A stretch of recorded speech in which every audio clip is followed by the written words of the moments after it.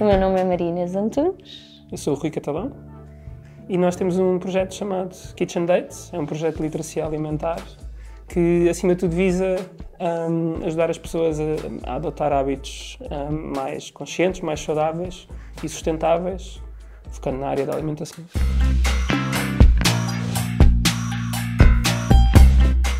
A ciência diz-nos uma coisa muito clara, que é, se nós queremos, na área da alimentação, contrariar esta trajetória de aquecimento do planeta, há duas coisas fundamentais que nós temos de fazer: reduzir o desperdício alimentar e adotar dietas mais de base vegetal. Já estamos todos de acordo que o desperdício alimentar é um objetivo comum, não é? Da sociedade, todos temos de ajudar.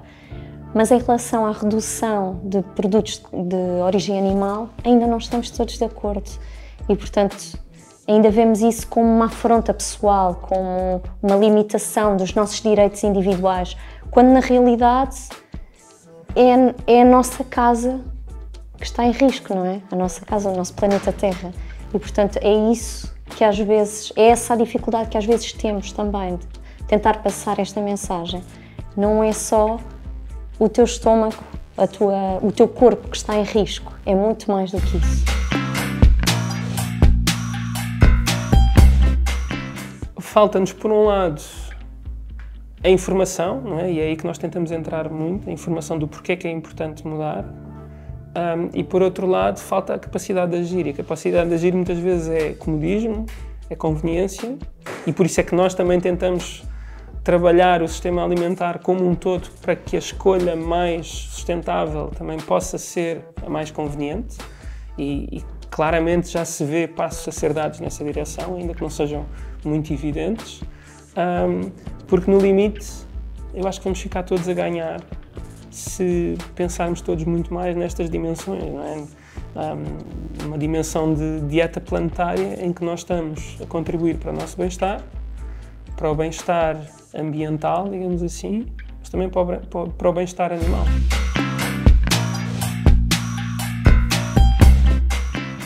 Tudo começou com o pão. Nós, na altura, vivíamos na Holanda, em Amsterdão, e tínhamos muita dificuldade em encontrar pão de qualidade. O pão tinha sempre mais de 10 ingredientes, um deles era sempre açúcar. E nós começámos a questionar porque é que isso estava a acontecer, o que é que se passava com o pão. À medida que fomos investigando e lendo cada vez mais, percebemos que não era só o pão que estava nesse estado, era toda uma indústria alimentar. E por isso quisemos perceber mais, ter mais conhecimento, fomos aprofundando os nossos conhecimentos, até que uns amigos nossos nos desafiaram a abrirmos a porta da nossa casa para mostrarmos aquilo que estávamos a descobrir e a alimentação que estávamos a ter.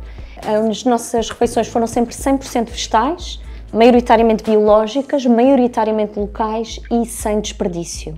As pessoas mostravam muito interesse por aquilo que estávamos a fazer, porque nós estávamos, no fundo, a questionar todo o sistema alimentar através de uma refeição e as pessoas podiam discutir isso à mesa.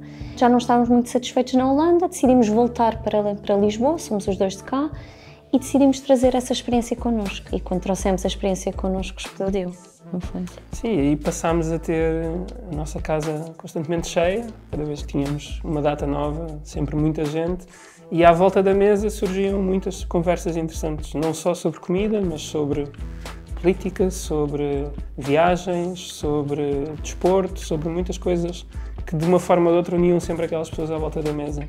À medida que o projeto foi evoluindo e que deixámos de ter vagas à mesa, porque os eventos estavam sempre cheios, decidimos abrir um espaço, que era um restaurante, legalmente falando, mas na prática o que nós queríamos era a mesa única na mesma, onde as pessoas podiam discutir estes temas e estavam à vontade para trazer as suas dúvidas, para trazer as suas ideias sobre o sistema alimentar. Era o primeiro restaurante sem caixote de lixo de Portugal e o único no mundo que aliava isso a alimentos 100% locais. E, portanto, tínhamos um raio de 50 km à volta de Lisboa para os frescos e um raio de 500 para os secos. Isso fez o quê? Fez com que as pessoas chegassem lá e não só pudessem debater com as outras pessoas que estavam à mesa temas que lhes interessassem, mas também começassem a questionar outras coisas que nunca tinham pensado. Mas não existe café produzido em Portugal? Em Portugal continental não é? Há nos Açores. Então, mas é a empresa X que é portuguesa. Pois, a empresa é portuguesa, mas o produto que está a vender não é produzido em Portugal. No fundo, o que sempre quisemos com este projeto, que era só um hobby e agora é muito mais do que isso, foi pôr as pessoas a pensar e a discutir ideias. Nós, na sequência da pandemia, acabámos por deixar cair o restaurante e focámos em tudo o resto que nos interessava e que nós achávamos que podiam ser ferramentas para termos mais impacto. Ou seja, um lado de formação, workshops, cursos, palestras, show cooking, todo o tipo de atividades que permitam fazer chegar uma determinada mensagem a um determinado grupo. Ao mesmo tempo, um lado de informação e de comunicação, ou seja, tentar pegar em informação científica, até relevante na área da alimentação e do clima, e tentar digeri-la um pouco para que o público em geral possa estar mais informado e possa perceber melhor quais as escolhas alimentares que pode fazer se o objetivo é reduzir a pegada ambiental. Temos um podcast chamado Próprio para Consumo, que cruza precisamente a alimentação e a crise climática. Temos uma newsletter que tenta também fazer esse trabalho de gestão de matérias relacionadas com o sistema alimentar.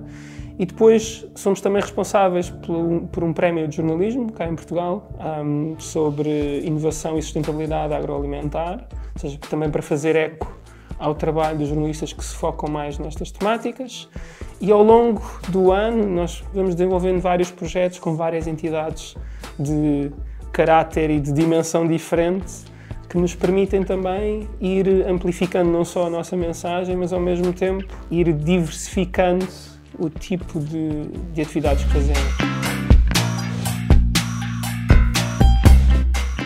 É um desafio grande, é frustrante muitas vezes, porque nós crescemos altamente condicionados a determinado tipo de escolhas, somos condicionados daí para a frente também com mensagens publicitárias, com marketing, com os vários ambientes alimentares aos quais estamos expostos, e é muito difícil sair um bocadinho dessa bolha e pensar, então, mas e se fosse completamente diferente? Não é?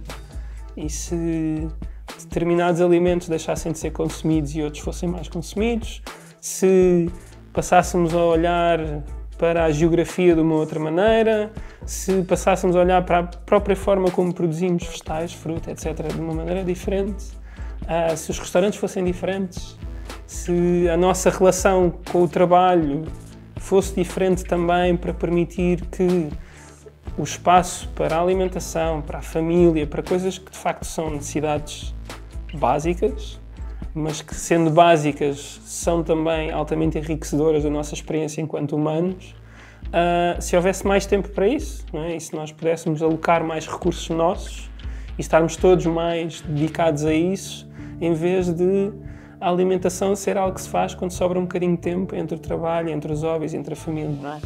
E isso são coisas que para a maior parte das pessoas são muito difíceis de compreender, mas ao mesmo tempo é algo que nós vemos cada vez mais em gerações mais novas, a capacidade para imaginar esse mundo diferente, não é?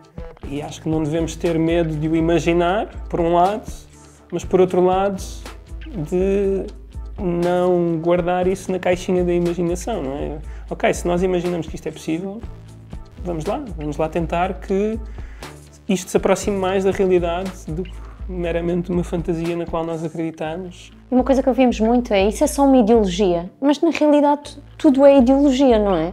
A nossa pode ser uma ideologia minoritária, a que está mais enraizada culturalmente em Portugal é uma ideologia maioritária, mas no fundo não deixa de ser uma ideologia e, portanto, nós estarmos a tentar mostrar que existem outras ideologias e que é possível fazer caminhos diferentes, acho que no fundo é esse o objetivo do nosso trabalho, mostrar que é possível e até onde conseguimos ir.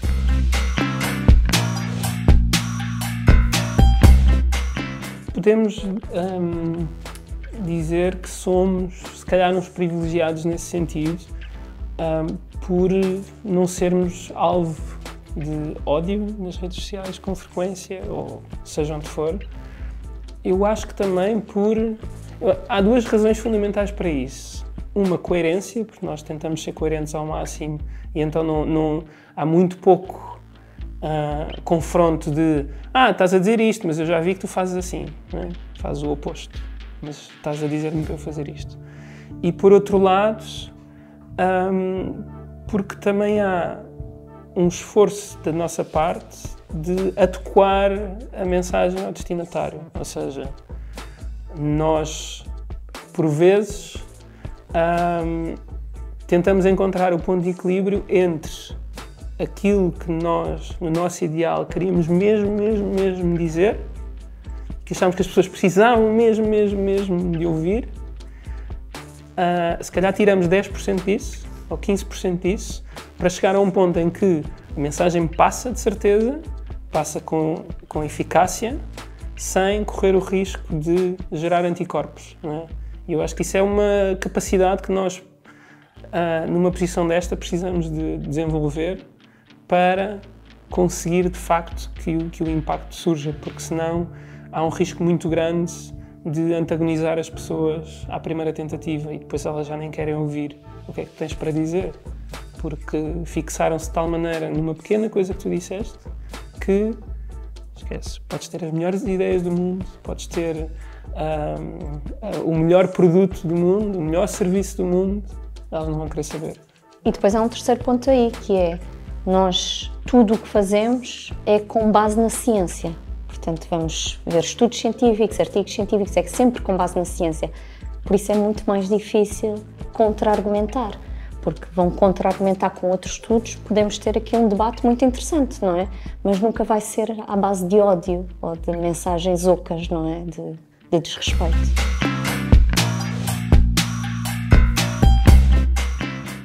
Para ambas precisamos de informação e precisamos de ter espaço para nos expressarmos, para manifestarmos as nossas preocupações, para lutarmos por aquilo em que acreditamos e na verdade nós só podemos fazer o trabalho que fazemos hoje em dia na causa ambiental porque a democracia existe, porque a liberdade existe e há razões para temer por essa liberdade também na causa ambiental. Nós vemos cada vez mais casos de ativistas climáticos que estão a ser perseguidos pela defesa, precisamente, do ambiente. Em alguns países estão, inclusive, a ter processos de crime, estão a ser detidos, não é? Em Portugal já há risco também de multas muito avultadas para esses ativistas. E é muito importante nós podermos preservar essa liberdade para divergirmos, para sermos contra, para mostrarmos que há uma alternativa e isso só é possível num contexto democrático, num contexto de liberdade de expressão, de liberdade de associação, de liberdade de, no limite, nós podermos ser quem queremos ser e não termos receio de manifestar as nossas ideias. E porque hoje em dia a sustentabilidade ambiental é urgente, não é? E por isso precisamos de todos com liberdade para a educação, para se educarem, para poderem arranjar também soluções, porque todas as soluções neste momento são urgentes, são necessárias.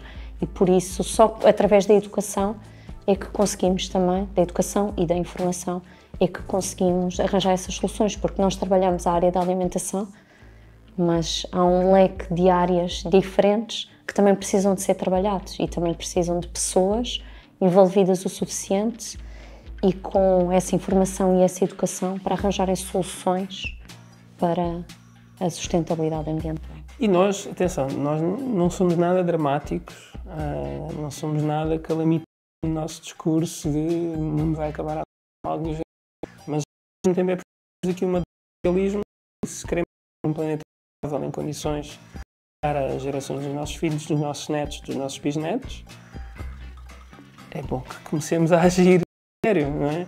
E se não o fizermos, aí não há democracia que nos valha, não há nenhuma forma de organização política, societal que nos salve.